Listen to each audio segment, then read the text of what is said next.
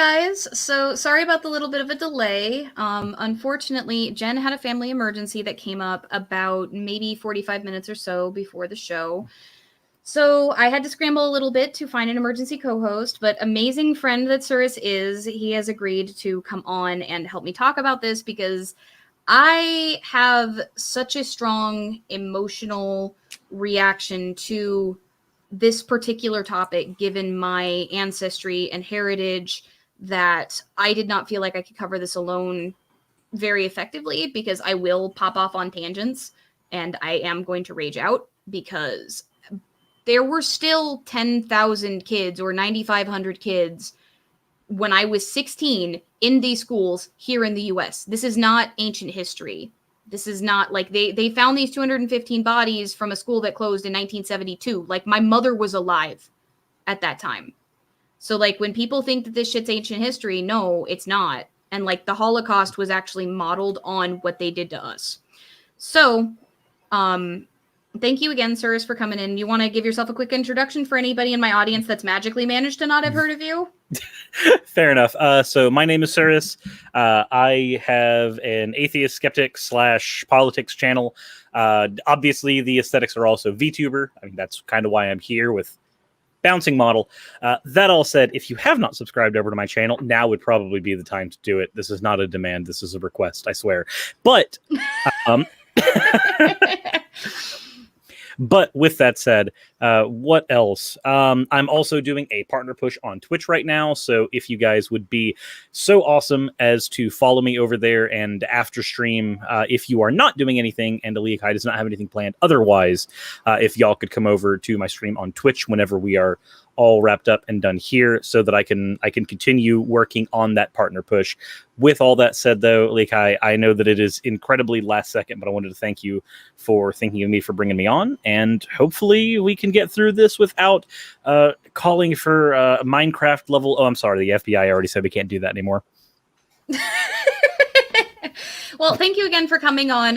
Cirrus has been an incredible support for both me as a person. If you guys aren't actually familiar, you have him to thank for the fact that I'm even in this community. He introduced me to my ex-co-host, who shall not be named on this channel, and was one of the people who convinced me to stay in the community after that broke up.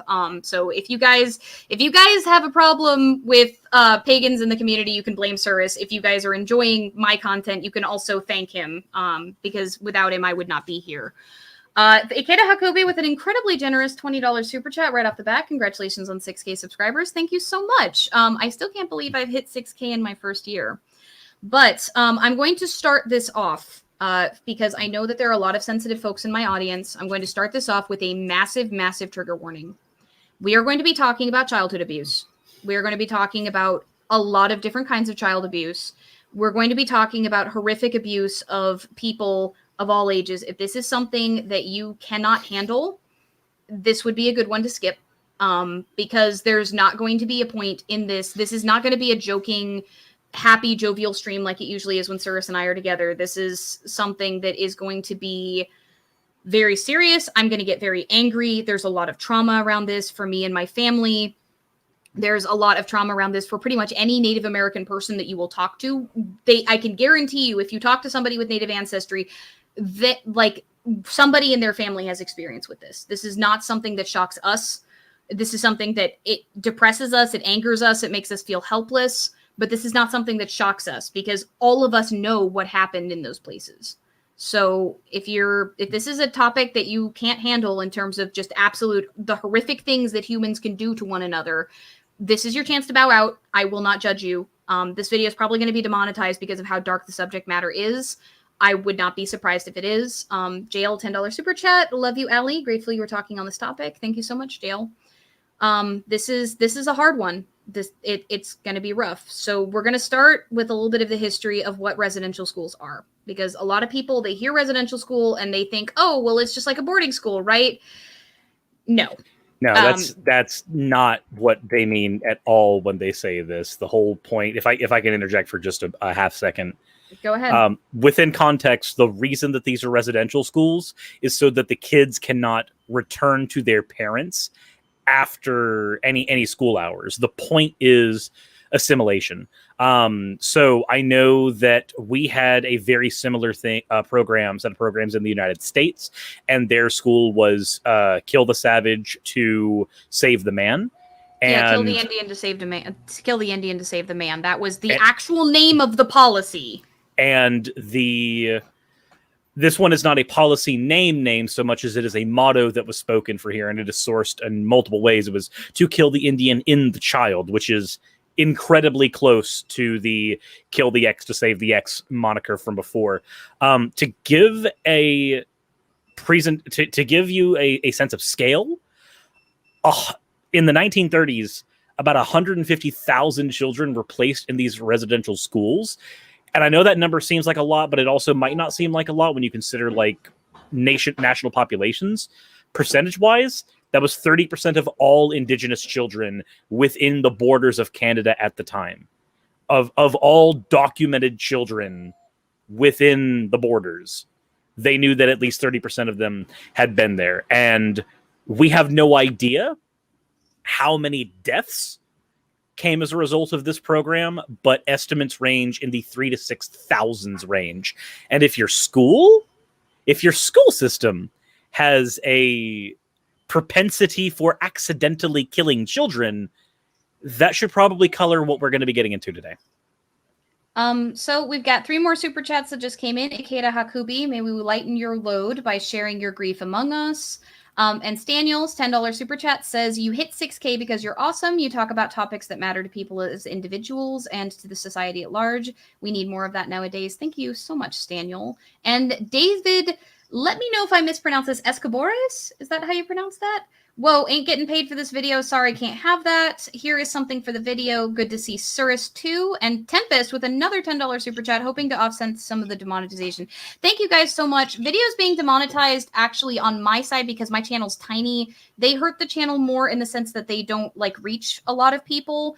I don't get a lot of money off of the actual monetization from the ads and stuff. I get maybe $20 or $30 a month from total all of the views on my channel from that.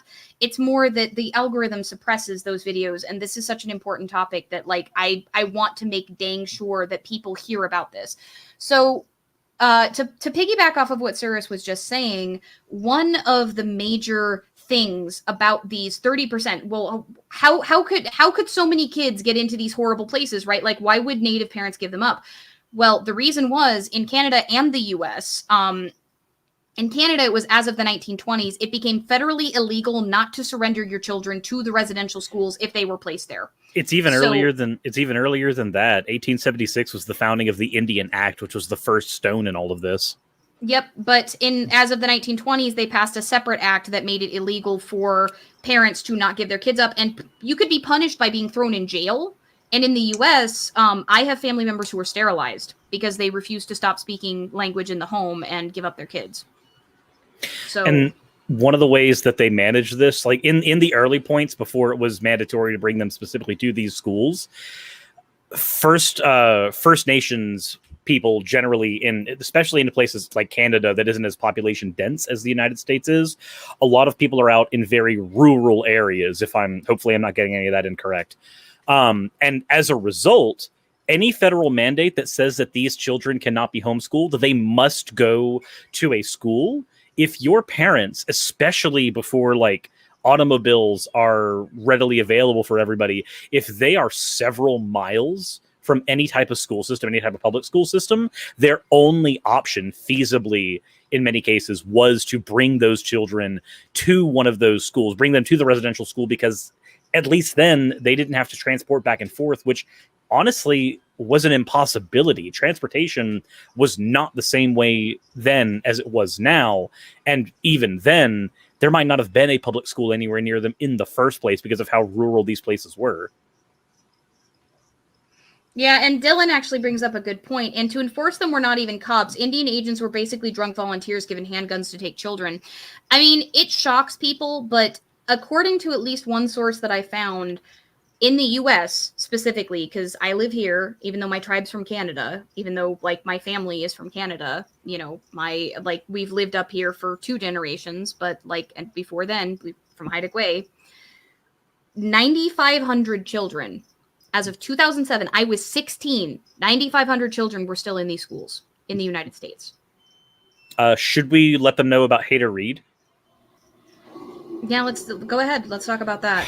So I brought up just a second ago the fact that these schools were often located in very inconvenient places because, I mean, when you're already in rural territory, any type of quote civilization is already going to be in an inconvenient place proportionate to you. However, Indian Commissioner Hader Reed made an argument that the greater the distance between the family and the school, the residential school, the better, because it would force a reduced amount of family visits. And family visits, in his mind, had the quality of counteracting their efforts to civilize indigenous children. Those were his words. Not indoctrinate, not change the minds of, not assimilate, civilize. The view was very much that these children were savages and they needed to cull the savage out of them. Parental visits were even further restricted under his commissions by use of a pass system. And the pass system basically meant that a lot of the parents would be confined onto reserves. So even if the parents had the wherewithal and the ability to visit these kids more often than not, they would be further limited in doing so. They were basically put under a form of house arrest and not able to see their kids. Ire Legion with a $25 super chat. Reality will forever outstrip what the mind can create, giving what support I can. Thank you so much, Ire Legion. Well, and civilized was the term that was used dang near universally by the people running these schools. Now, I'm going to get into a little bit both in the US and in Canada, because these systems mirrored each other, right? Like it was larger in the US because the US is physically larger, and we're more population dense. That's really it. Yeah, but both of them were absolutely horrendous and ruthless with these kids, and both had a mix of state-run schools and partially federally funded by the BIA, the Bureau of Indian Affairs, or the equivalent in Canada, religious schools, generally run by Catholics. And these schools, both the state-run and the religious schools, would emphasize things like Christianity and religious practice. The kids were barred from practicing their own indigenous religions. They would be corporally punished quite often if they spoke their own languages, which is part of the reason why native languages are dying. There are organizations out there currently that exist to help provide counseling to survivors of these residential schools, which I'm going to remind everybody, in Canada, the last one closed in 1996 when I was 5 years old. The last one in the US may have closed, according to some reports we've read, when I was 18. If my great-grandfather had not pulled us off the rules, there's a possibility that I could have ended up in one of those schools. There's also been a legacy of sexual abuse that has been tied to these types of schools, likely because when you bring a bunch of people who are minorities and are stripped of any kind of power, that's just kind of what tends to happen. It's not really a thing that you can avoid when you've created a system that's already going to force these people into terrible circumstances. There is statistically, among First Nations people in Canada, and this is the same for in the United States, there is a high prevalence of PTSD, alcoholism, and substance abuse. Basically, any type of coping mechanism you can think of required to deal with post-traumatic trauma. There is, I just said post-traumatic trauma. That's the ATM machine of dumb things for me to say. Post-traumatic trauma. But the legacy of these systems is an increased prevalence in very, very destructive coping mechanisms and even suicidality. And the scary part is that because these systems existed for damn near 100 or more than 100 years. Yeah, in the United States, they existed from the 1820s all the way into the 2000s. Like they lasted longer here than they did in Canada. And because of all that, those numbers persist even today. There has been no significant drop-off in those numbers since the closing of these schools, because the children who didn't grow up influenced by these schools are not old enough in a lot of cases to even factor in the data. It's going to be another generation before we see this shit drop off. Yeah, and my great aunt and great grandma both ended up in residential schools, and another one of my great aunts got sterilized because she refused to stop speaking our native tongue in her house. Like, you want to talk about family? Kushka actually here in the chat just said, my great grandma went to one. My grandpa would tell me that they would search her hair for lice because it was assumed that Native American kids were dirty. Keegan here says, my Ojibwe language teacher survived those schools and got through it with his language. That is a monumental act of like self-preservation and personal power to have survived that. Yeah, they did it. They made a concerted effort of stripping language from people because it was, you will speak the common tongue or you won't speak at all, which also led to a lot of the physical abuse because when the word that they used was forced enfranchisement. If you were not willingly being forcibly enfranchised, then you had to deal with the physical and, again, in some cases, sexual abuse. Ikeda says, I think that suicide was a feature, not a bug, sadly. So that brings us to what we are talking about today. Why are we talking about this now? Well, the reason is there have been a couple news articles across international news here and there, mostly from smaller publications. The BBC picked it up, which is part of how some of the people that let me know about this learned about this. But there is a school in Canada called Kamloops. This was a school that was founded in the 1920s. Or no, this school was founded, let's see. Yep, it was founded in the 1920s. And it closed in 1977. Oh, wait, no, actually, this one was founded earlier than that. Let me see. Gotta say, a lot of this stuff began in the 19th century. Nope, this one was founded in the 1800s. It was built, Kamloops was built in 1890, according to this article. So if you guys are curious, by the way, check the description. I've linked 3 articles on this topic. One of them is Kamloops This Week, is the name of the publication.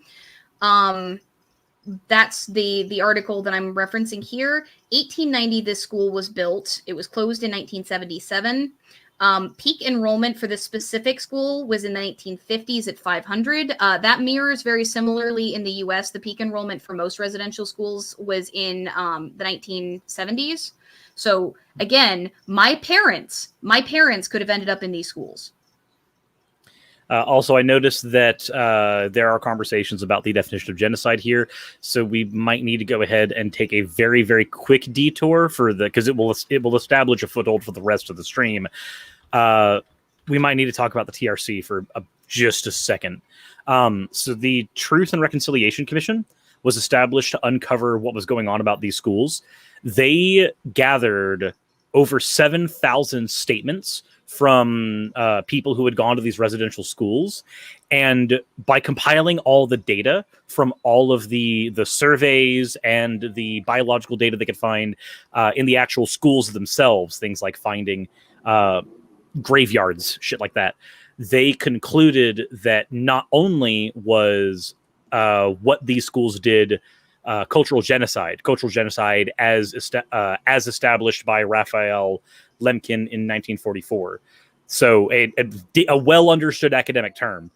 Okay, but let's also talk about the UN, because I've got the UN's genocide prevention website up right now, and the elements of the crime for the Genocide Convention: a mental element, the intent to destroy in whole or in part a national, ethnical, racial, or religious group as such.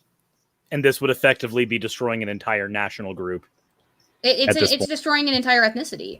For those of you who are curious where I referenced that from, I just put it in the live chat. But the mental component, in addition to the physical component, because we're about to talk about kids and bodies, so there's physical destruction there too. Yep. And as a result of all this, the TRC report concluded that the most apt term to use for the people who went to these schools, all of them, regardless of circumstance, was survivor. These are not previous, these are not alumni. These are not previous residents. That's not any of that. These are survivors. Yeah. And I am descended from survivors. Like, my mother did not go, but my great-grandma did. And my grandmother would have if my, great-grandfather had not pulled us off the rolls. If you were on the rolls, there is a very good chance that you could have ended up yourself in one of these schools, even in my generation, because these schools were still operating when I was 16. The last one closed when I was 18. I could have gone through that entire school. And I know that sounds like personalizing it and making these horrific deaths about me, but like when you're talking about the shared trauma of a people, when you are talking about the shared trauma of many peoples, of many tribes, it's about all of us. We all feel the pain, even when these people who are dying are not from our tribes, even though we're different. Mary Parker, thank you so much for becoming a channel member. I'm sorry that I had to break from that, but I'm trying not to cry because I am not surprised by what they found at Kamloops. And we're going to go over a little bit of what Kamloops is, what kind of school it was, what the allegations were. Survivors of these schools have been speaking out for decades. There are organizations dedicated to telling our stories, and nobody hears the stories of natives who got hurt. Because to most, again, this is the same thing that happens with people who talk about Jim Crow. They think about this stuff as ancient history, despite the fact that there are people that are alive right now that lived through all of this. And the worst part, in a lot of cases, there are aspects of the cultural zeitgeist that aren't even necessarily in anyone's control, at least now, that have led to this. Think about like with Martin Luther King, how often you see photos of him in black and white, despite the fact that color photography was completely and totally normal then. That's a thing that literally distances it from your mind. This is no different. There are aspects of distancing this from people's minds because it feels like something that couldn't have happened in any amount of like real time. So Jellybean with the $5 super chat says Christianity committed cultural genocide everywhere they went. You can say remnants of this with people like Living Waters and Steven Anderson. Very true. Decora Doll says, I'm a para at a school surrounded by reservations. Many of the kids that I work with have parents or grandparents that went to a school. Thank you so much for bringing this topic to light. You're welcome. This is something that I'm very passionate about, and it's something that I've been trying to make time for on the channel, and I decided that I had to do it with a co-host because as you can see, I'm beyond emotional talking about this. It is everything I can do to keep my accent at bay. This is hard shit to talk about. And Akeda sends $5 worth of support bats. Thank you so much. So, talking about Kamloops. Kamloops was horrendous. It was known for getting embroiled with the Catholic Church. Within 2 years, the Catholic Church was actually handed control over it, specifically the Oblates of Mary Immaculate. When, like, it started with about 50 students, and this is hard to, I'm sorry, this is hard to talk about. So, the government was supposed to help fund the school. Like, it was supposed to partially provide funding. It was subsidized. But they didn't give enough money. And so by 1910, there were kids starving to death. And of the bodies they found, at least some of them were in a state of starvation. Which means that negligence was a giant factor in a lot of these schools. And the question becomes, how can you neglect a child that needs your help, regardless of ethnicity and regardless of the zeitgeist at the time and regardless of your personal schema where these are concerned? Typically, the human psyche has a special place reserved for the preservation of children.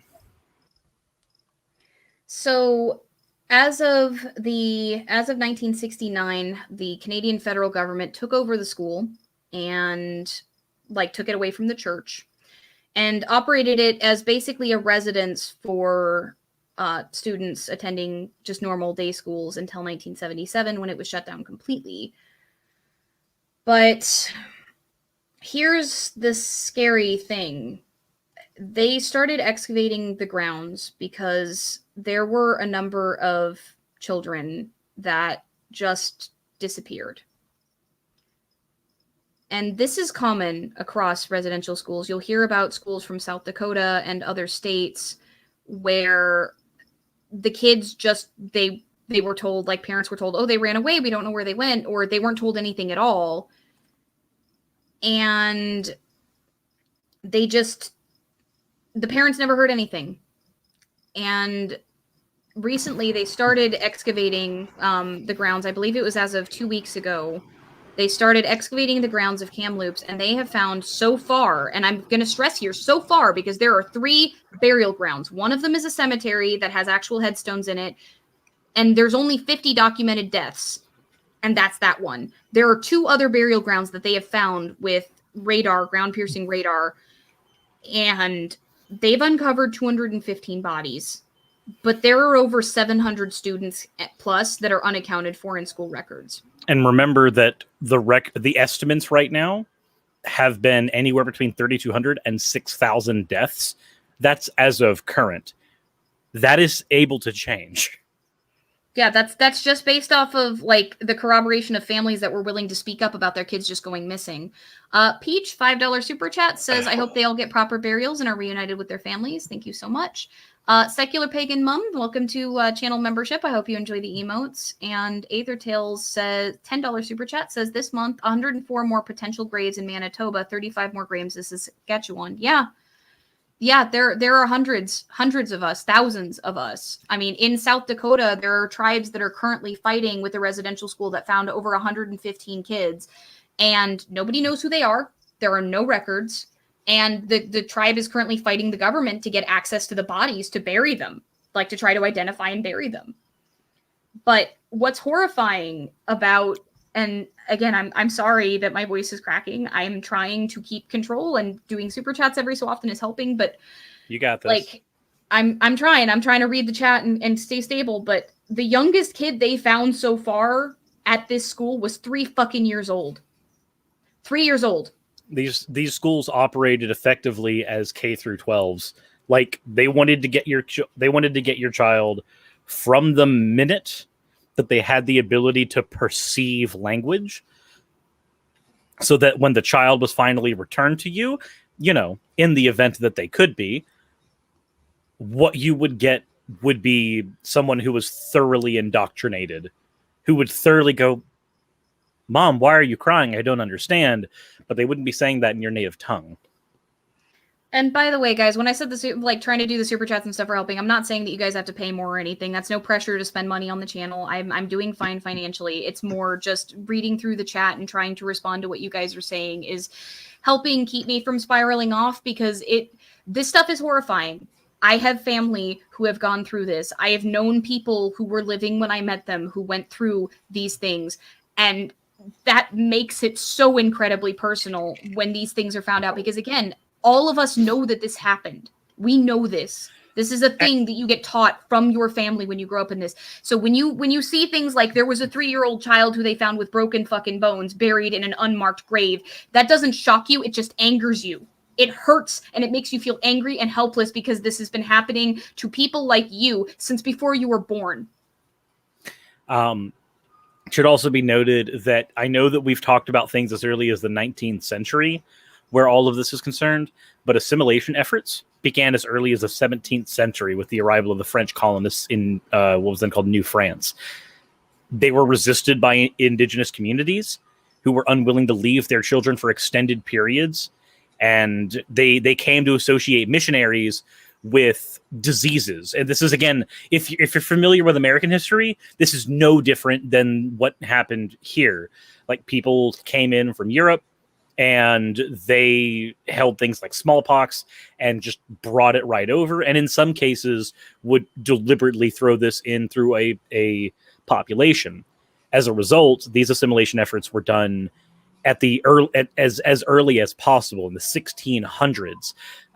The Truth and Reconciliation Commission said in their report, after looking over and analyzing everything, underlying these arguments was the belief that colonizers were bringing civilization to savage people who would never civilize themselves. The civilizing mission rested on a belief of racial and cultural superiority. And again, this all began as early as the establishment of the colonists of New France in the 17th century.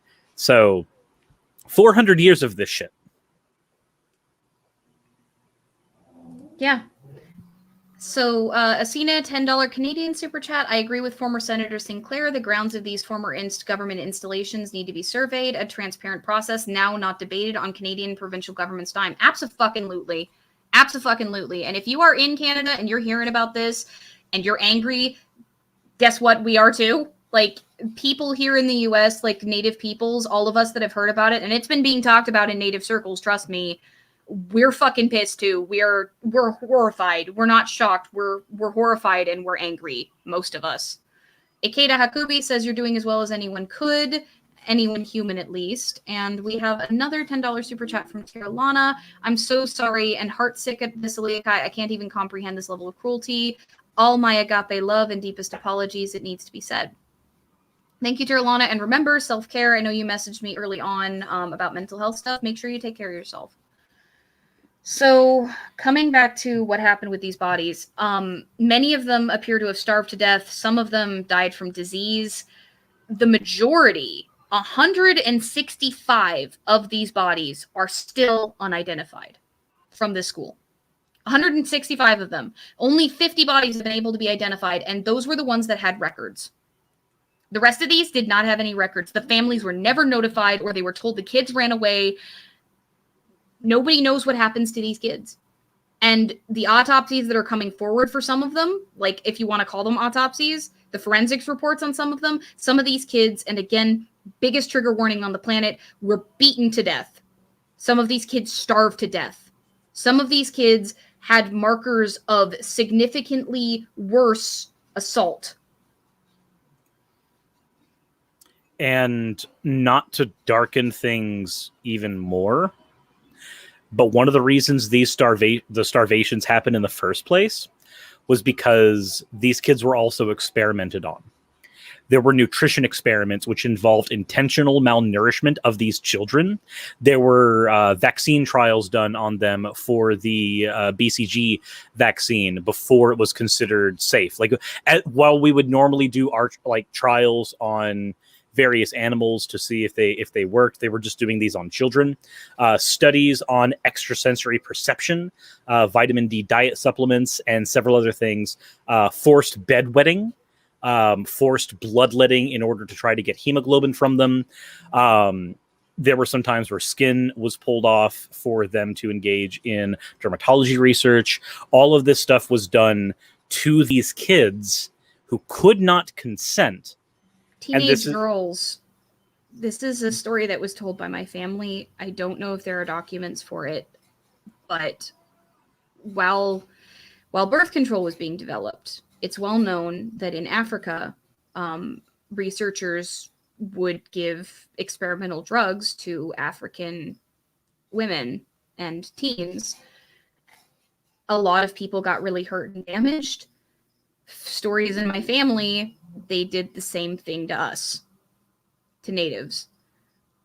One of the things that I was told was they were developing experimental birth control that at the school that one of my aunts went to, they gave it to all of the teen girls who were then assaulted later to see if it worked. People's hair fell out. People had damage to their bones. Nobody told them what was in the pills they were taking. I don't know if this story is true, but I don't know how young I was, why my great aunt would lie about it. Also seems that the TRC report revealed that of the 3,201 students that they know for, like, that have been fully documented, again, the deaths may exceed upwards of 6,000 based on reports, but most of these deaths seem to have happened because of disease. And these are disease linked to either experimentation or malnourishment or just simply not giving children proper medication when the ability is there, keeping them in unsanitary living conditions. Residential school deaths were common, and many times they are linked to poorly constructed and maintained facilities, which we've had some other things in the United States that have had similar criticisms, but we're not going to talk about the cages at the moment. Yeah, well, we'll talk about it at the end of the stream, because like people who try to tell us, and I'm going to say this as a Native American person, I can't speak for everybody, but I'm going to speak for myself. When people fucking tell me, and prepare for a bit of anger here, I'm sorry. When people fucking tell me this was hundreds of years ago, get the fuck over it. Like, when people tell me, oh, like, the genocide was hundreds of years ago, motherfucker, this shit was happening during my fucking lifetime. This shit is still happening. There are people who survived who are living with PTSD right now from this shit. There are people who have intergenerational trauma who pass this shit down to their kids because they grew up malformed and fucked up because of what happened to them in these fucking schools. And I'm from one of those families. I'm going to say in many cases also, like, you have to think this is at a time when we hadn't developed a lot of our antibiotic treatments we have right now. So quarantine was one of the only options that we had. And children, like Native children, were deliberately not kept in quarantine from other children who had tuberculosis. They were deliberately exposed to children in these circumstances. When it was known that there was no cure, there was nothing that could be done about it. Yeah, they were just like, oh yeah, no, we have no way of treating this. Let's just go ahead and just do it to more fucking kids. Like, just take a minute to try to figure out the mentality required for that to happen. And if you find yourself not being able to put yourself in the shoes of a scientist or an experimenter who would do this, then that's probably a better thing than you'd expect.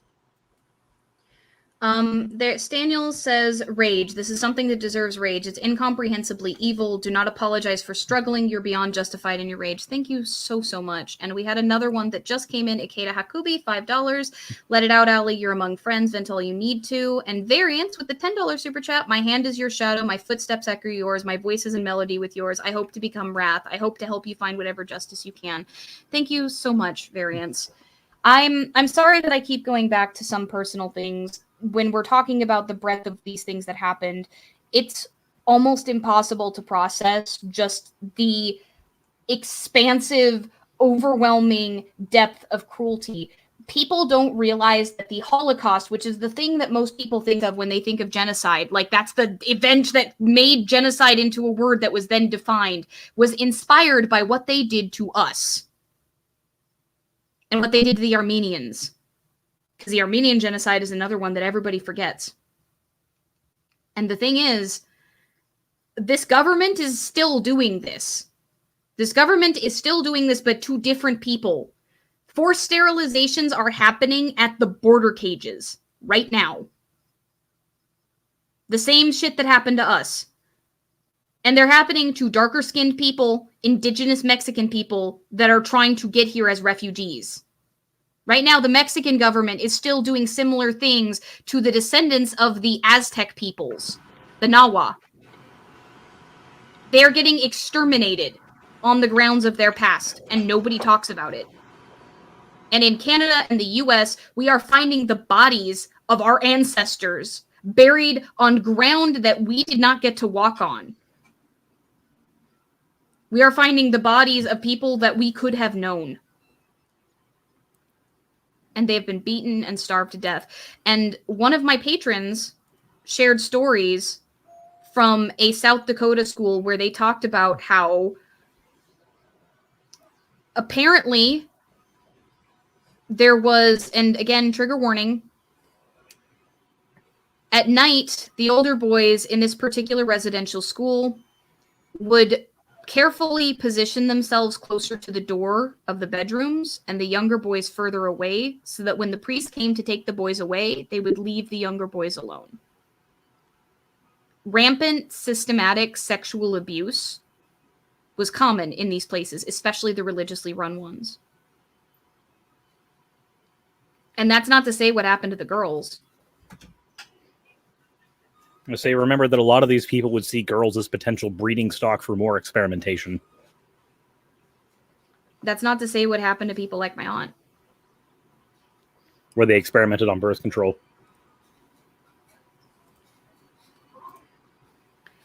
You good? So, Yeah, I'm just catching my breath. Akeda says, "Thank you for remembering my people, Aliakai." You're welcome. So when we talk about genocide, guys, when we talk about the ongoing genocide, it is still ongoing. My language that I grew up speaking partially, that I speak broken now, Haida, there are less than 10 elders left alive who speak my language natively. And this is why. People think that natives just gave up our culture. No, we fought tooth and fucking nail. We had to be jailed and sterilized and abused and beaten and killed to give up our fucking kids to this horrible system that trained us out of being who we are. And the worst part is how few people are talking about it. The biggest news outlet that I could find was the BBC. It was a world news small section on the 3rd of June, 2 fucking weeks ago. The rest is mostly small local news outlets that are talking about this. I could find very little, if anything, from the US at all.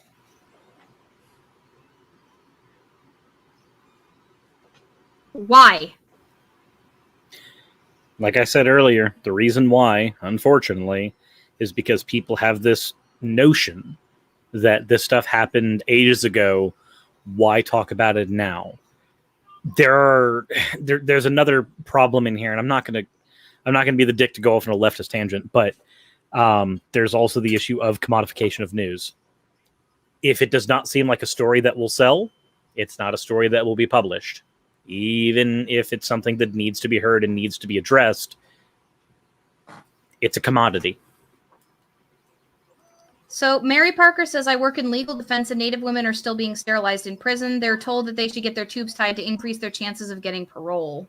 Wow. I had not heard that. What I have heard of are the forced hysterectomies that are going on at the border where like people who may not even be fluent in English are being taken to gynecologists who are then telling them that they need this emergency procedure. It's not fully explained to them. And the next thing they know, they have a partial or a full hysterectomy. And that's happening right now. And yet there are people who still right now are going to say that, no, the United States is the best nation in the world. We don't do any of this stuff. We don't commit genocides and atrocities. We also fought the Nazis, so we definitely cannot have done any of the terrible things that they did, despite the fact that many of the Nazis' programs were modeled after things that we fucking did. It's a common thing that you hear all the time among sometimes even like well-meaning patriots. Not everybody that says stuff like this is a bigot. They just don't know. And that's why this issue with commodification of news, it becomes an even bigger issue, because now not only do you have like deliberately obfuscating people who would love nothing more than to be able to goose step in the 1940s doing shit like this, arguing that no, none of this shit ever happened, or that, oh no, you shouldn't complain about it. It wasn't, done except for a few hundred years ago. Now, over and above that, you're going to have well-meaning, just patriotic people who are going to fall in line with those talking points because it's the convenient thing to do. Nobody wants to hate the country they grew up in. Nobody wants to hate the environment that birthed them. Nobody wants to hate their geographical locations, their neighbors. Nobody wants to do these things. And it's most convenient not to. It's most convenient not to consider these things. And yet, when you look at the history of both the Canada and the United States, and of course you brought up Mexico as well, multiple different places, when you look at the history here, it's no less what's happening. People don't want to talk about stuff like this. They don't want to bring it up because it's infinitely less traumatizing, it's infinitely less hurtful, and it's infinitely more convenient to just pretend it didn't happen or pretend it happened to somebody else. Mercurial Silver says, I cannot imagine the pain. I wish I could believe the world could grow beyond this madness. Yeah, I mean, I wish that we could grow beyond it too. I wish that there was some way that a certain amount of autonomy could be restored to us, because currently, let me talk a little bit about current experience, because I don't live on a reservation, but I have family who do. And I have friends who were not of our particular ethnicity, that were not native, because the thing is it's hard to talk about being Native because Indigenous peoples, we are not all the same. We are a bunch of different micronations and tribes that most of which did not even get along with each other for the most part through most of history. So when you start talking about being Native American, what unites all of us is shared trauma and a shared traumatic experience, which is really frustrating and difficult to deal with when you're trying to talk about things from your own perspective. Because like my tribe is Canadian, but also Southern Alaska, and my family, like my great grand uncle and great grand aunt, they were lynched over a land dispute over the church. That's what got us taken off the rolls because my great grandfather, a child of like 14, was like, fuck that. They're using the rolls to like target us because they had registered a week before they got lynched. Mm-hmm. This is the kind of trauma that you see in these families. But when you talk about these issues, when you try to talk about it, there is a kinship that you feel with these other tribes, even though they are not you, even though you're not the same, because of the fact that we all went through this together effectively. Because it's so similar. Because when you look at Canada and you look at the US, they're the same. And let's even talk about South America. Brazil, the Portuguese have done horrible things and continue to do horrible, horrible things as they clear cut the rainforest. They are evicting and killing natives that they don't see as people because they don't participate in the economic system of Brazil. Bolsonaro is doing this stuff right now. This is not alleged. There are news reports on this. So when you're talking about sweeping shit under the rug, this is still happening. This still happens in multiple countries right now. And I know I mentioned the convenient avoiding talking about it. If you want to see the breadth of what happens when you delve into that convenience, just as a society, Justice Murray Sinclair, when being interviewed about all of this in 2011, said that after reading the TRC's research, he said that the missing children were a big surprise to him, that such a large number of children died at those schools. But by 2011, that wasn't news. That hadn't been news for decades. And yet a justice looked at that and went, no, that part is surprising. That's the level of under the rug stuff like this is. People who are in positions to make laws, in many cases, are either disillusioned or simply ignorant of the fact that this shit happened. Well, and let's talk a little bit. Let's go back to the schools themselves. Let's talk a little bit about these Canadian schools because we don't know. And this is the most terrifying thing, really, because this is the same in the US. We don't know how many people that were documented as running away actually ran away, as opposed to we might find their bodies, or we might not. They might have been tossed into some body of water where we'll never find them again. We don't know how many names were erased from records to pretend that they never attended. The TRC report that Cyrus keeps referencing, that's just the beginning. They found potentially up to 6,000 people, but we don't know how many names were erased from records, how many records were burned, because that's a thing that the TRC report has found, is erasure of records, erasure of the existence of these kids completely from the records instead of dealing with their bodies. We don't know how many kids actually ran away because of the rampant abuse and how many kids died. And we have no way to know because those papers were burned. And when it comes to the kids who have been found with broken bones and shit like that, do you guys want to know why that happened? So we have what's called a look, listen, and learn model of education in public schools. Correct me if I'm wrong on that, Aliakai. But it's not the most effective system, but the system that was used to actually teach these kids was not a standard look, listen, and learn model. They had a model that had an approach to education that would use guidance towards desired behavior through games, through storytelling, through formal ritualized ceremonies. Now, I want to just take a moment to ask you, if your kid is going to school and they're taking part in a ritual that you have no information of, again, many of these kids didn't see their families for months at a time, sometimes even years. Well, yeah, because if a kid was, if a kid ended up with bad behavior, they would have their rights to see their families taken away. And of course, what do you think these schools, how incentivized do you think these schools are to keep their fucking kids from their family? We talked about that at the beginning of the stream, right?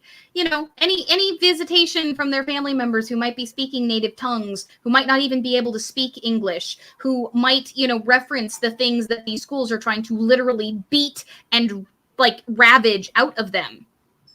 So how many kids do you think got in trouble for things they never did? Not to mention, if they spoke anything other than English or French, or they did anything that looked like practicing something like a non-Christian faith, they were subject to physical violence. Again, you noted that there were bodies found with broken bones. How many kids had their bones broken for not properly practicing the Christian faith, and then were buried as a result because it was better for the child to die early than live in sin?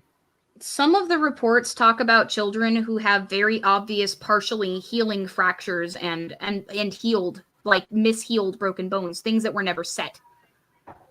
Can you imagine the horror of being beaten to the point where your arm or leg fucking breaks and not even getting a cast and having to heal on that in squalor and starvation? Can you imagine that? Lizzie TT with the $5 super chat. I saw your other one, and I'm sorry that I lost it in the chat because we were in the middle of discussing something. The right to a proper burial is a human right. Variance $10 super chat. This is what can take me from a reformist to a revolutionary. I hate this. I hate the impotent feeling of being unable to do anything. I wish anything could be done, whatever would be impactful. Well, we'll talk about that a little bit in a bit because there are some things that we can do. And one of them is speaking out about this, spreading the fucking word, getting anyone that you can talk to listen. But another one is fucking spam your Congress people with letters and phone calls and talk to them about this shit. Tell them that you care about us. Tell them that you care about finding out what the fuck was going on with these residential schools. Find out if there are any still open, because I found in the US there are conflicting reports. Some of them say the last one closed it in 2009 when I turned 18. Yes, when I turned 18, my fucking lifetime. Some of them say that there are still some open. Some of them say that there are still some open. Think about that.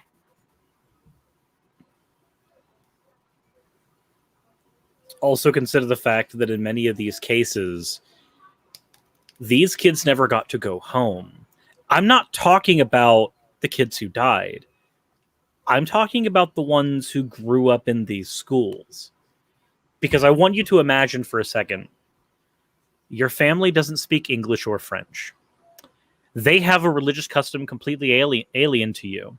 All you know is that you have to practice the Christian faith, speak English, and speak French, and that's it.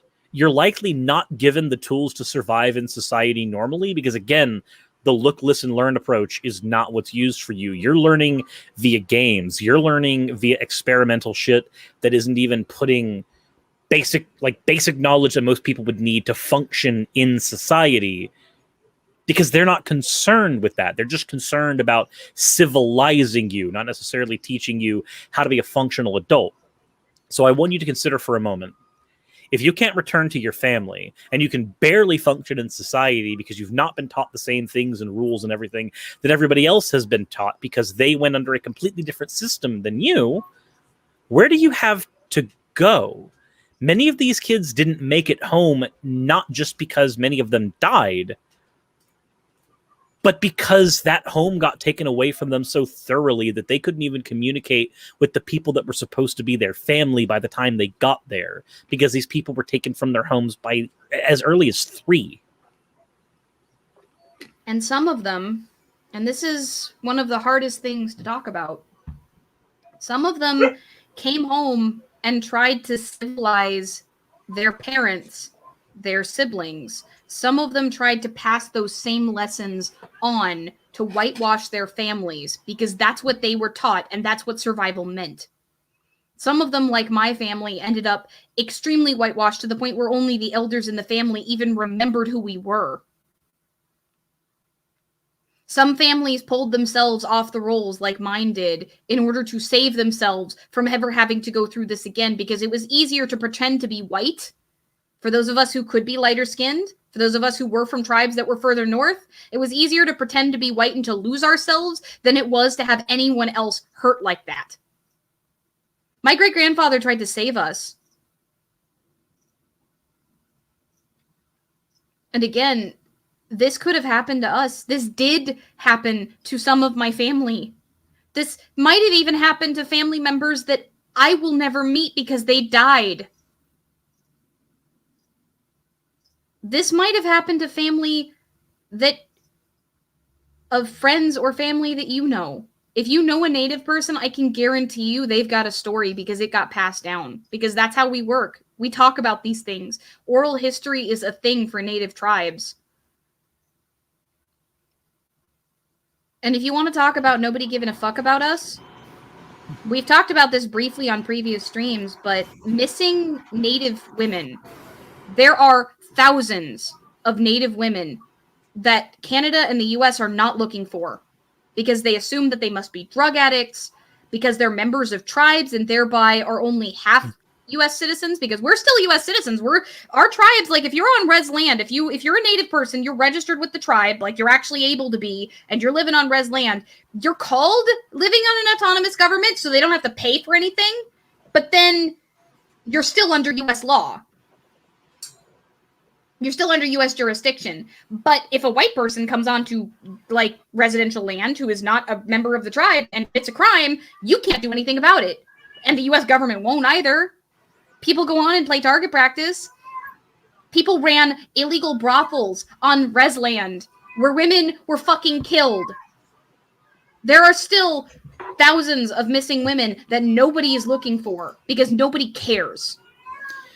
Well, and again, it's even more abusive. Like, even as somebody who is a proponent for people to engage in sex work, if that's what they choose to do, it's particularly predatory to set up brothels in a place where many people can't even get a job when they are done with these schools. Because, like I said, these schools said that they were supposed to give you training and the same thing that like a vocational school would do. That's what they said they would do. But unfortunately, what tended to happen in a lot of these cases where people would come out not being able to read, speak, or write English as proficiently as anyone else, nearly all of their time would have been devoted to the exercises and shit they were doing on the residence.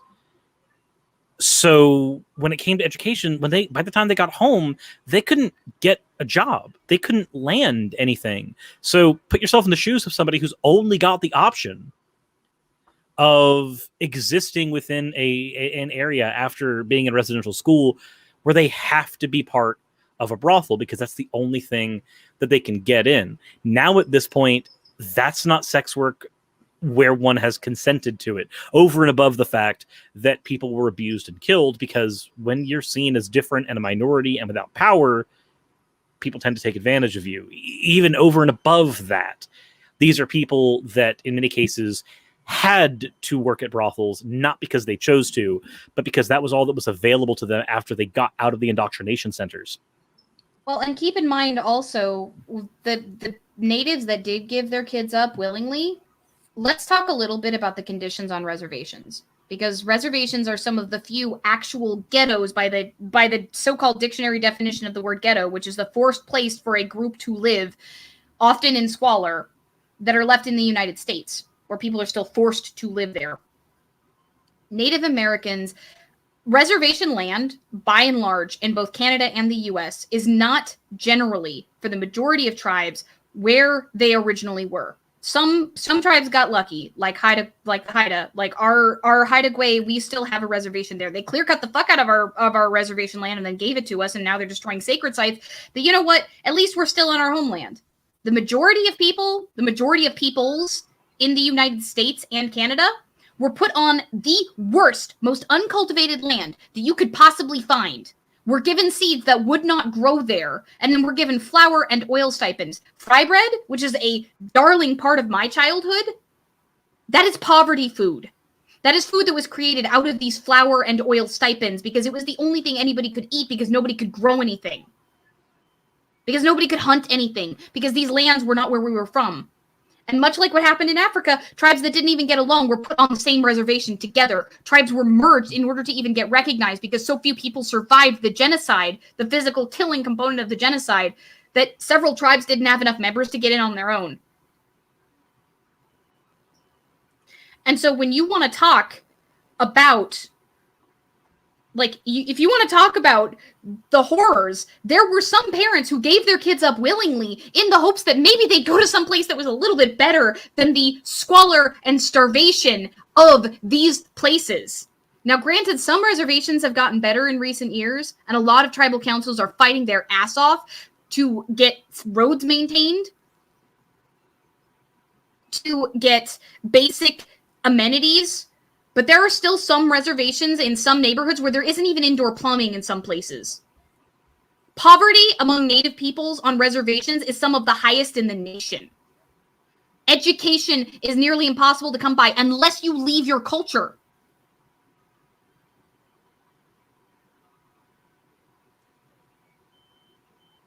But wait, think about that for a second. You go to school, a college, outside of the reservation, outside of your culture. Who are you going to talk to in your language? Who are you going to practice your sacred ceremonies with? How can you still be you, away from everything you knew? So what do? Do you stay in this horrible squalor, or do you leave to try to make a better life for yourself and lose part of who you are? Many people would choose to lose a part of who they are, because that is the quickest course to survival, even if it is the one that is most traumatizing.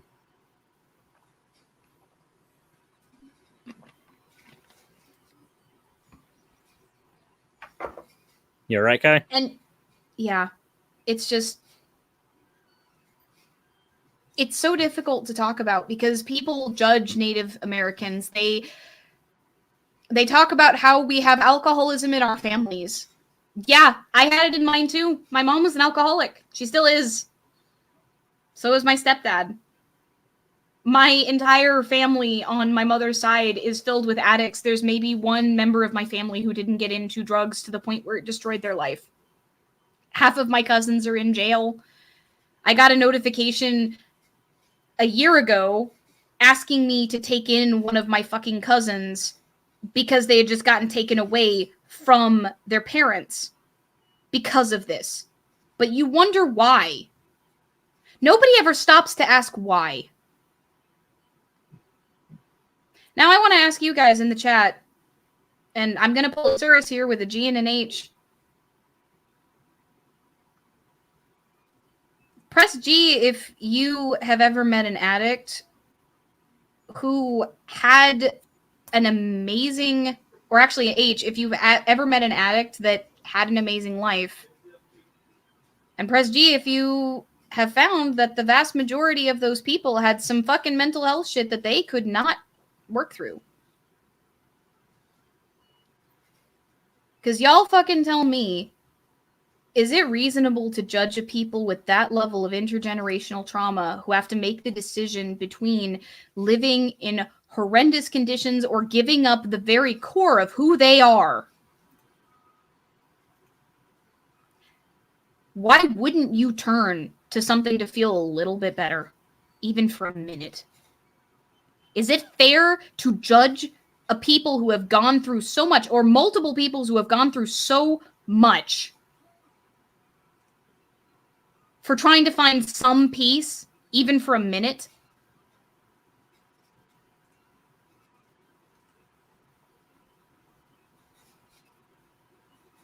Because to this day, there are politicians who make the argument that Native Americans contribute nothing, that Native Americans suck up resources, that we're all alcoholics and drug addicts, and I fucking wonder why. They created the environment where that would happen. This is the same thing as people citing the 1350 stat from the FBI. And like, yeah, just like with this, it's a real thing that happened, but you have to wonder, what hand did people and politicians have in creating the environment where we would see these things manifest?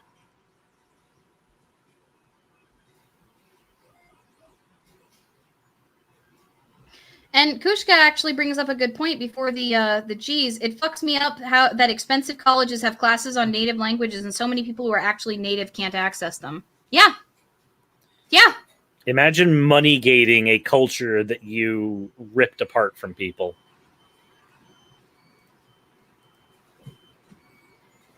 And then you even have the one-drop policies throughout the U.S. in the 1800s, the eugenics policies, which I've talked about in previous videos. If you go watch my video on folkism, I actually talk about some of the fucked up things they did that excluded people from being able to call themselves native who were born to native parents because they didn't have the right skull shape or the right eyebrow ridge or the right color lips or skin.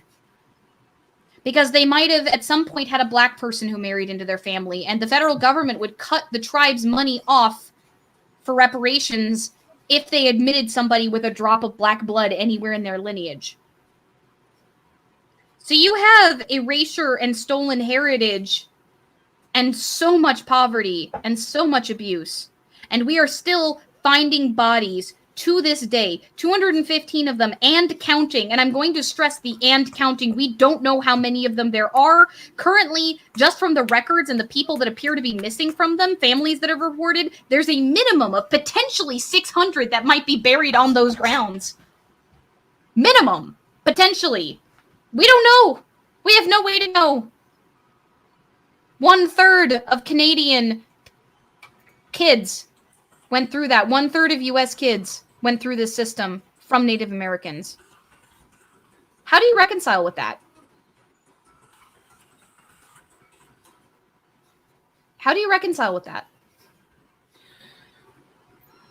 I know this is not the answer you're looking for, but for most people, the only possible way to reconcile that is either various coping mechanisms or very effective compartmentalization. Shoving it somewhere where it won't be thought about. That's the only way most people can. Ikeda Hakubi says, if it helps the Sami elders send their support, link was posted a while back. Yeah, I saw Gaia's post that, but I was kind of raging out. This has been a rough stream for me. It's extremely personal.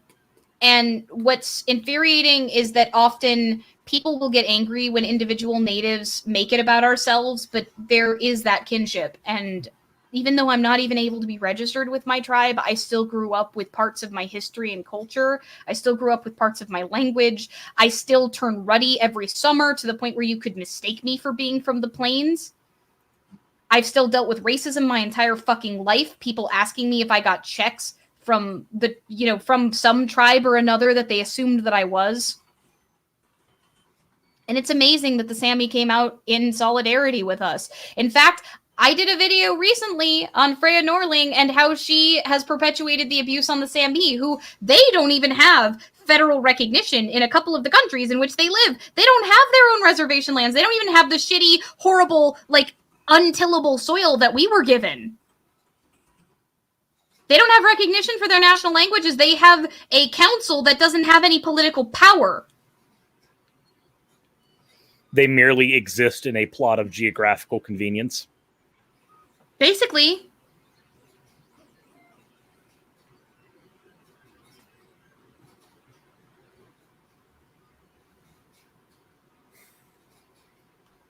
So when I'm sitting here trying to talk about this and popping off randomly about all these different side things, this topic is gigantic. It's happening right now to indigenous peoples from Mexico. It's happening right now to indigenous peoples in Brazil. It might still be happening here in the US, depending on which report you read. It happened during my lifetime. It happened to family members that I have met. It has happened to family members of people in this chat. It has happened to family members of your friends, people in this chat. It has happened to people who dare not speak out because the pain is so bad that their brains repressed those memories. It has happened to people who tried to pretend that they were white, who married into white families, who erased their heritage.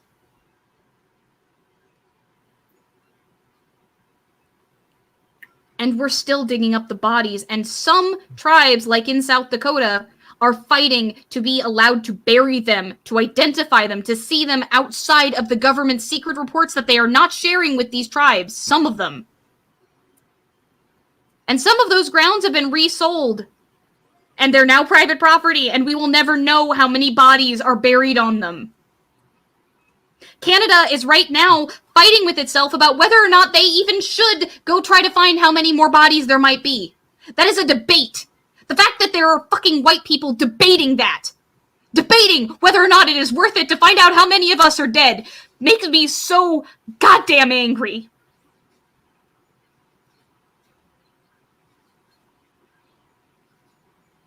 If you live in Canada, call your representative, whatever manifestation you have of, like, I know parliamentary representation, call your party, whatever it is you can do to make your voice heard. If you care about us and you want to show that, let your government know. Let your government know that we fucking matter, because it should not be a debate to go find how many of us are dead. Because there's a huge contingent of people who think we live in some kind of post-racial society. They think that this is all in the fucking past, but it's not. I was 5 when the last of those schools closed. I was 18 when the last of them supposedly closed here. You sit here and you guys watch my content and you're a part of my community. This is personal. Help us fight, because they don't listen to us. This is why I've said multiple times, oftentimes it is easier from a political standpoint to utilize allies that are without as opposed to those that are within.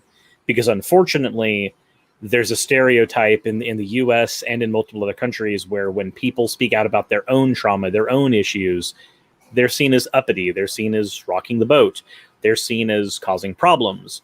Whereas if somebody else who is outside of that paradigm advocates, suddenly now it's seen as allyship, it's seen as advocacy, it's seen as a good thing, when it's not being seen as white knighting for people who have their own voice. It's never a bad idea to try to help somebody else with their battle and struggle, because oftentimes you could be one of the reasons that they're even able to manage, because you are without. You are from without. And that sucks, because I don't think I'm wrong in that assessment of how things operate. No, you're not. And the thing is there's good allyship and there's bad allyship. Amplifying our voices, speaking out, sharing things that are made by Indigenous creators, sharing articles that are written by Indigenous publications, because they do exist. Some of the larger tribes have their own newspapers. You can find things about this. This is one of the ways in which I found out about it, because we are talking about these things, but nobody hears us. And I've got a very small platform. I've got maybe 6,000 people. Like, I have a 6,000 people platform, and maybe a third of that might see this video. Maybe? If that, because this is a live stream and not an edited video, but I don't think I could get through an edited video. I don't think I could script this without breaking down and sobbing. I don't think I could do this one alone.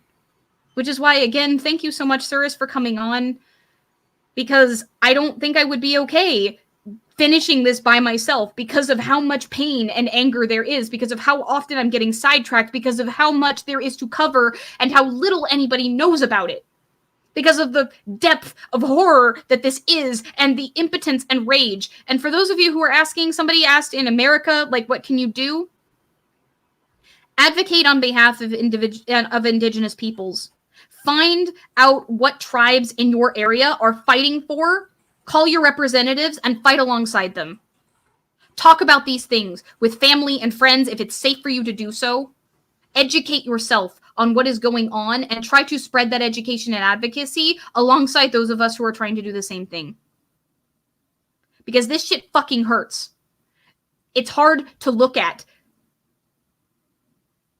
Part of the reason why this even came up is because a friend of mine didn't even know what a residential school was. She grew up in Hawaii, and she had never heard of such a thing. And she heard about this through a friend of hers and was in shock and asked me about it. And we had one of the hardest conversations I have ever had with this friend. Over the course of an hour, I had to lay out just the bare bones of how awful what we have gone through as peoples was. And it is personal, even for those of us who, like me, I grew up half people recognizing me for what I was and half not. I grew up with racism and with also being told that I pass, so therefore it doesn't count that I've dealt with it. I grew up losing parts of who I was when people that were very, very old when I met them died. And yet these things still sear themselves into your skin and blood because you know it happened. Because you know at any time it could happen to you. If the alt-right gets what they want in this country, and I know this sounds like fear-mongering, but hear me out. If the alt-right, the people that Suris and I and so many others spend so much time fighting, get what they want, this will keep happening to us until we are all dead. Until our cultures are erased. Until nobody knows who we ever were.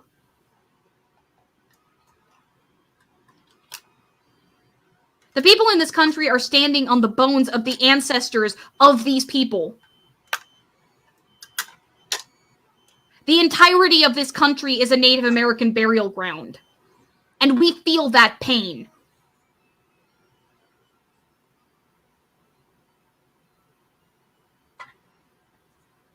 And there are people who put a man in power who was happy to continue this sort of shit, who is doing that, who put in policies that are currently hurting other indigenous peoples, people that many of us very much hurt and grieve for because what's happening to them happened to us.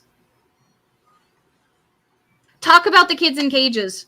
Talk about the shit going on in Brazil. Talk about the Sami. Talk about us. Talk about residential schools. Fight with us. Because we've been fighting and we are tired, so many of us, but we grew up and we fought. And some of us gave up and became a part of the rest of this culture in order to survive. And I don't judge anybody who did that. But there will always be a part of you, if you are from a tribe, that remembers that. And if you know somebody, if you know someone who went through that, who's hurting, support them. Listen to them. It will fucking hurt. It will be hard, but try your best. If you've got the spoons, be there for them. Learn about our history. From us, not just the fucked up, like, versions that they teach in schools that barely even mention things like the Trail of Tears. Listen to survivors and believe them. Vote for people who care about these issues. Go to town halls and ask your local representatives if they give a fuck about us. And listen carefully to what they say. Because that question is so rarely asked that you are going to get an off-the-cuff response. Because so few people remember we exist.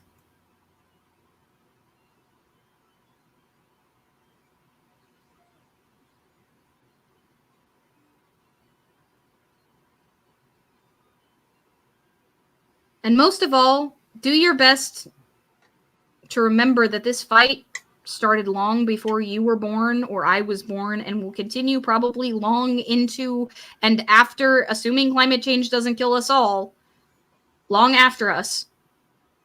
These racist policies are ingrained into the DNA of this country.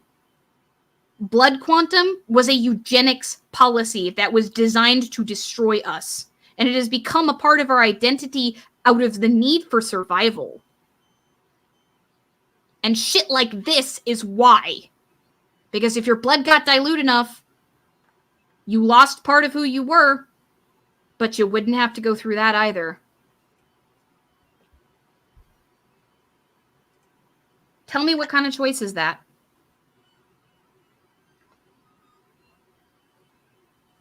I'm sorry for the rant, Suris. I went off way off.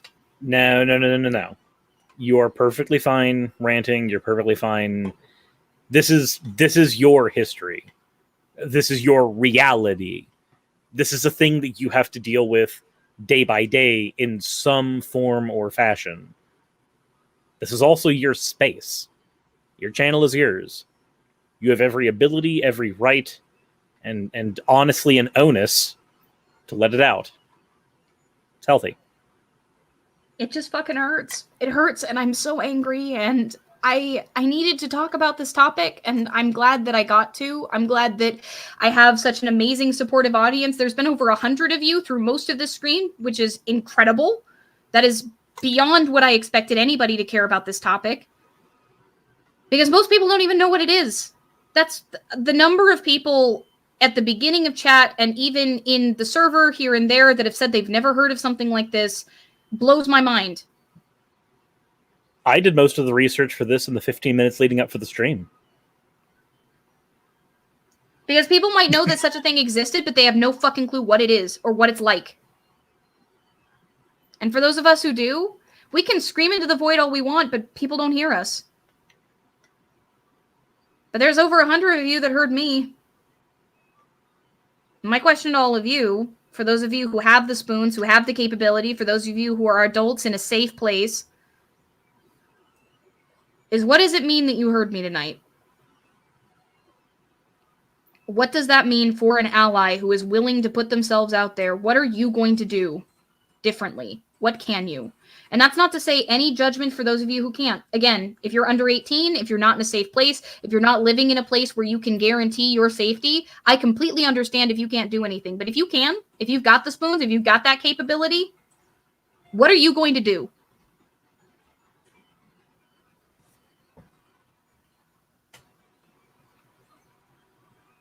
Because the truth is allyship is found in action. You can get angry, you can hurt along with us, but what are you going to do differently starting now that you know that this is a thing?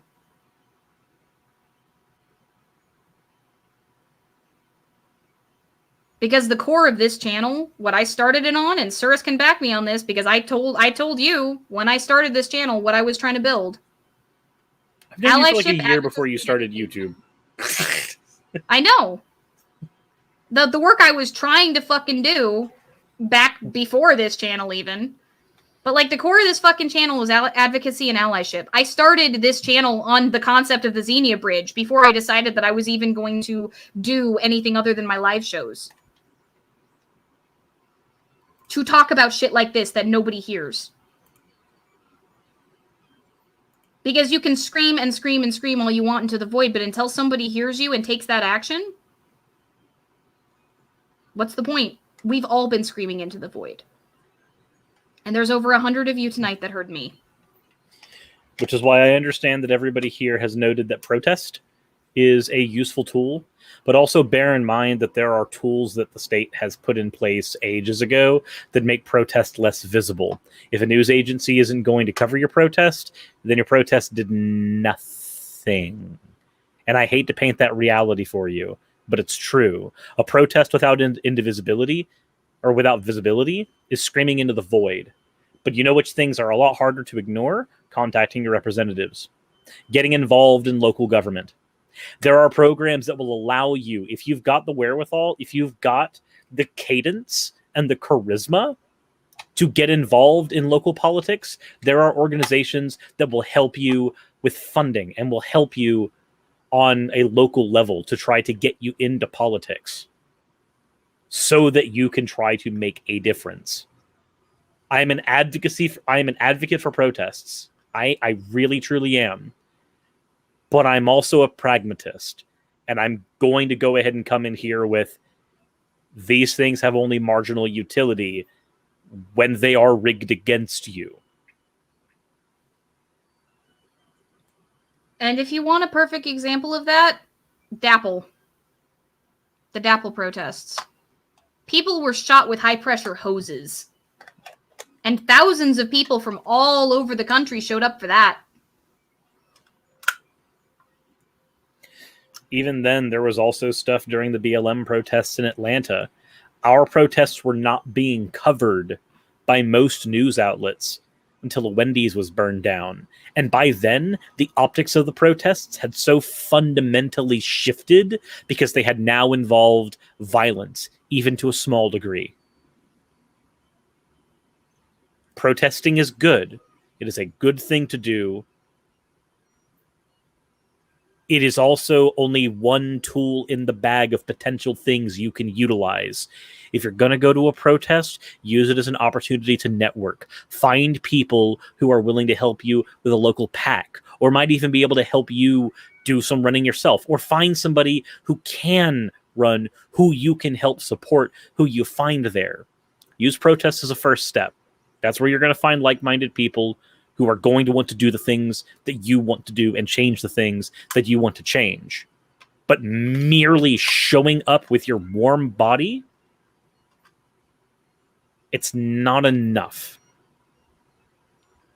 T.A. Brian says, $5 super chat. I have no words that can ease the pain you're feeling. Thank you for being so open with your feelings and sharing your experiences with us. Thank you so much. It's hard. It really is. It's a lot. My mood has swung from anger to sadness to impotence to more anger so many times throughout the stream. I'm sure you all have heard it. There's something else that I probably need to cover before we get to the chill portion of the stream, because I told Cirrus I was planning to go for about an hour and a half, because I think that's about all the emotional bandwidth I've got, given everything else that's going on in my life, which you guys will find out about in this week's video a little bit, just a little bit. And that is, don't be surprised if you attempt to be an ally and Indigenous peoples around you don't trust you to begin with, or end up rejecting your attempts at help if you try to find out what they need.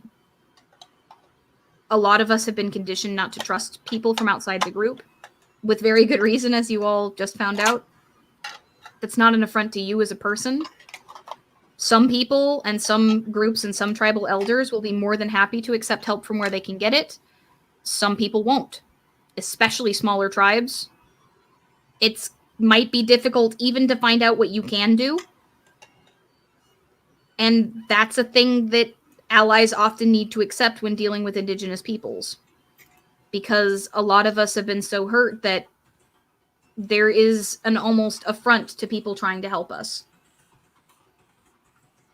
But that doesn't mean that we don't need the help. It means that a lot of us are scared or angry or damaged to the point where accepting it becomes nearly impossible. If you're struggling to find things about a particular group locally, try to find things online. Try to find things about them. Find news articles about the struggles they're facing. See what activist groups they have going and what they're trying to do, and throw your support behind them. Even if you can't get in touch with people directly, there are ways you can still support us and show that allyship, and maybe even gain the trust of some of those people so you can work directly with them. Just because you get personally rejected doesn't mean that you should give up. And you might even be able to find other, either national or outside of your state, groups that need your help, that are willing to take it. But ask them what they need if you can, if they will talk to you. Like the DAPL protest, for example, tons of people showed up to them, but what they actually needed was food and water and money and, like, electricity. They needed batteries, they needed food, they needed water bottles, and people just kept showing up to the point where the camps for the DAPL protests got so big that they actually couldn't sustain them anymore. But if people had asked instead of just showing up, then they might have actually been able to help a lot more.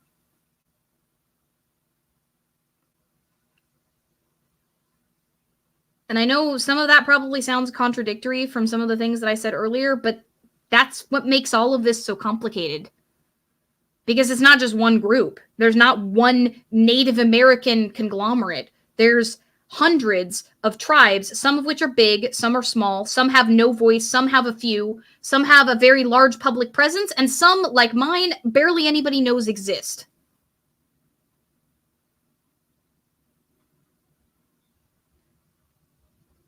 And all of us carry this burden and this trauma. And that is the thing that makes us all one supposed group, is what was done to us.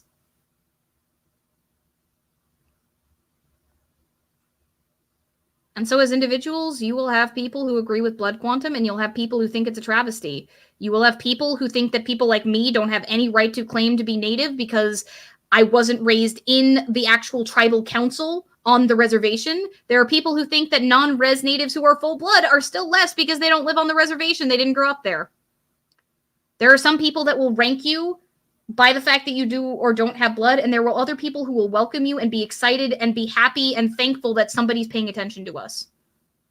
We're not a monolith.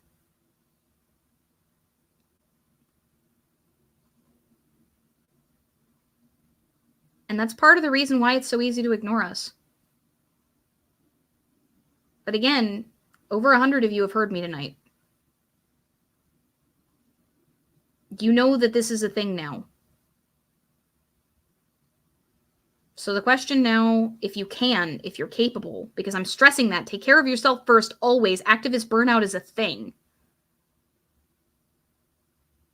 Think carefully if you can, if you are in a safe place and you have the capability, about what you are going to do and who you could help. Because one more voice, one, in a local government might be able to make the difference between a policy that could absolutely fuck over an entire tribe or a reroute that remembers that these people are human, that we are human. We're not savages.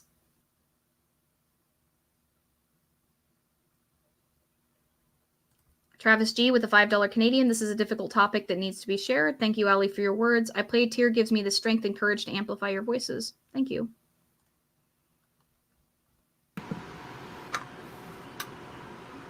All right. Do you have any last words before we hit the shill portion, Cyrus?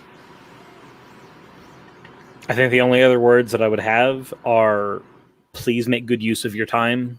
Do not throw yourself at a wall that isn't breaking, that isn't being chipped. Learn how to identify when you're fighting in a way that can get something done and when you're fighting a losing battle. Because like Ali said, activist burnout's a thing.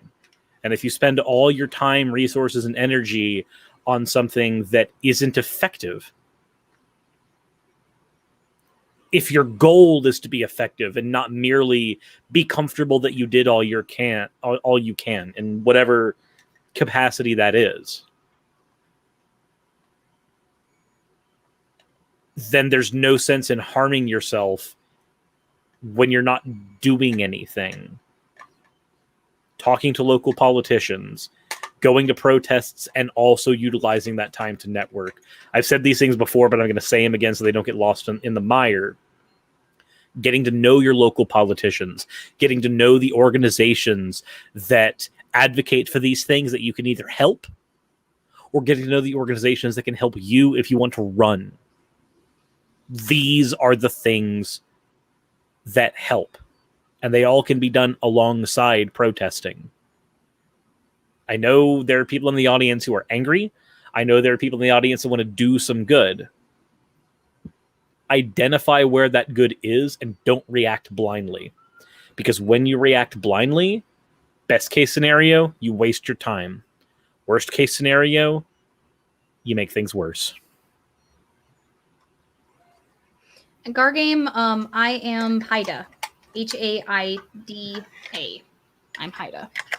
I have Haida ancestry. I am not registered with the tribe, and I'm not able to be because of the circumstances by which my great-grandfather pulled us off the rolls.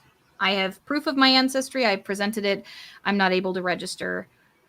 I grew up partially with some of my culture from very old members of my family who died by the time I was 13. And as I said, even that far removed from everything, there is pain. So thank you all for hearing me tonight, for letting me get angry and rant and ramble off into the weeds. Thank you for how many of you stuck through. Cyrus, what have you got going on over on your channel? So I have finished part 7 of the Anime Exposed series for those who have been keeping up with that absolute madness. It is a Christian organization called Little Light Studios that have argued that all anime will lead you into sin and through the devil, and their arguments are based on never having watched any of the shows that they're actually like pulling information from. So that's probably the more fun thing that I've been doing. Over on Twitch, I am in the middle of a partner push. We have 1.69 nice average viewers to go before we are eligible to become partners. So after the stream, I'm going to take a couple minutes to myself, and then I'm going to take a couple minutes with Raz, and then I will be over on Twitch covering some of the recent comments made by Representative Marjorie Taylor Greene, as she's the representative of my district. I'm going to be covering some more fun stuff. There's a Christian fundie who thinks that Obama is bringing aliens or some shit. That will hopefully be a little more lighthearted for people to enjoy. And then I'm going to cover the conspiracy theories around vaccine magnets for those of you who have seen that stuff going viral. That's some of the stuff that I'm going to be covering over there. If you would like to help me, one of the best ways to do it right now is to just hop over to Twitch, follow at twitch.tv/Necosurus. I can drop that link in chat real quick. So if you have the time, if you've got the spoons, I would greatly appreciate your view over there, as every viewer that is over there right now is one more person letting us be eligible for partnership status. And to quickly go over the significance of that, Twitch gives you less in donations than YouTube does via super chats. The only way to get more out of donations, so the only way to make sure that when your money goes into the channel, less of it goes to the corporation and more of it goes to the creator, is by me getting that partnership status. That directly affects how much of a donation or subscription goes to the actual channel versus how much goes to Bezos's pockets. Yeah. Well, I've actually tuned into quite a few of Cirrus's live streams. You might notice that something, close to a third of your videos that you put up right now, maybe half are like clips from your live streams that you've been taking, and some of them are edited again. Mm. I highly recommend hopping over there, even if you don't normally use Twitch. Like, just create an account with like your Google or Facebook account or something and just hang out for a bit. Cirrus is incredibly entertaining, and he's extremely engaged with his chat. And it's actually a really fun time. I've popped in there a few times to like just kind of show some support. He's streaming pretty often too. And again, Cirrus is an incredible channel ally, and the reason why I pretty much exist in this space, because he's the one who convinced me to actually become a part of YouTube in the first place. I had no plans originally to become part of YouTube until between him and Xander Hall, I ended up trying to start a project that failed and then ended up working on a channel that split, and now I'm here. So if you guys have somehow magically not subscribed to Cirrus before and you guys haven't caught any of his Twitch stuff, please go help him out. If nothing else, just as a thank you from me for him being here tonight. Staniel, $5 super chat, says, we will be here for you. We will always be here for you, Allie. With people like you and Cirrus bringing us together, we can do anything. We're stronger together. We are. As for me this week, hopefully we'll be able to bring back the show on Wednesday nights proper with Jen this coming week. If not, then the next thing that you'll be seeing from me is, hopefully, assuming that I can get this dang script done with all the shit that's been going on in my life, because, oh boy, there's been a lot, a case for modern community UPG. There are a lot of people that tend to discount, or a case for modern community SPG. Shared personal gnosis. There are a lot of people who discount anything modern in terms of observations about the gods, but there is a particular observation that seems to be extremely prevalent involving Ares and mental health struggles and the like that comes up over and over and over again in pagan and Hellenist spaces. It is often disparaged because of certain descriptions of the god, which I'm going to get into, but I'm going to be making a philosophical argument for paying close attention to those shared experiences that come up so often in the community, and talking about learning how to trust your own experiences with the gods and integrate them as part of your practice, because we often talk about UPG as things like, oh, it's valid, trusted, and obviously the hold in other parts of the community, we share it with each other and validate it, but it's also when you've only had an experience, say one that you can't talk about, like something that is very personal and private, and you're struggling with that, and you see other people have had a similar experience, but you still kind of feel crazy because it's not validated in the, documentation and such that we have from ancient times. What do you do with that? And why might it be important for us as a community to stand up and pay attention? So that's what I'm working on for this week. I'm hoping to have it out this week. Patrons, you guys will find out whether or not I'm going to be getting that done on time, probably tomorrow, because it's going to be dependent on whether I can get the script done tonight, because I've been struggling with it. But it is a topic that, given my own mental health struggles right now, is very important to me. And it's something that is kind of in the line with my other community BS topics, talking about, hey, let's stop judging each other so much and maybe consider the fact that we're having relationships with these entities rather than just, following some sort of ancient dusty tome like what Christianity would have. Like, let's get a couple of Jesus out of our suitcases collectively. Like, let's do that. So if you guys are interested in that topic, I hope that you are, because that's what I'm talking about this week. That's what's valuable and important to me at the moment. I'll probably be doing some more list stuff going forward. I have another major topic that I've got coming up as well, and I will be talking about that probably Wednesday. But that's what's coming up for this channel, hopefully, is another show on Wednesday, assuming Jen doesn't have any more health problems or family emergencies, and the edited video on arguing for community SPG and paying attention to collective experiences that seem to be nearly universal in our communities, and maybe not mocking people for sharing and validating that with each other, because maybe, just maybe, people actually are experiencing that. So with that out of the way, thank you again, Suris, for coming and for being here. And thank you all for your patience with me, with my anger and ranting and repeating myself, because when you're talking about something like this, it's very, very hard to not let your disorder run off with you. And I've got ADHD. Y'all know this. You've watched enough of my live streams to know that this is what happens when I get mad. But thank you guys again for your patience. Thank you, Suris, for your allyship and for the fact that you've been willing to talk about some of these sorts of things on your channel before. Thank you for, having been there for me as a friend and for being there for me tonight. And I'll say this at the end, as I always have. We built the coalition.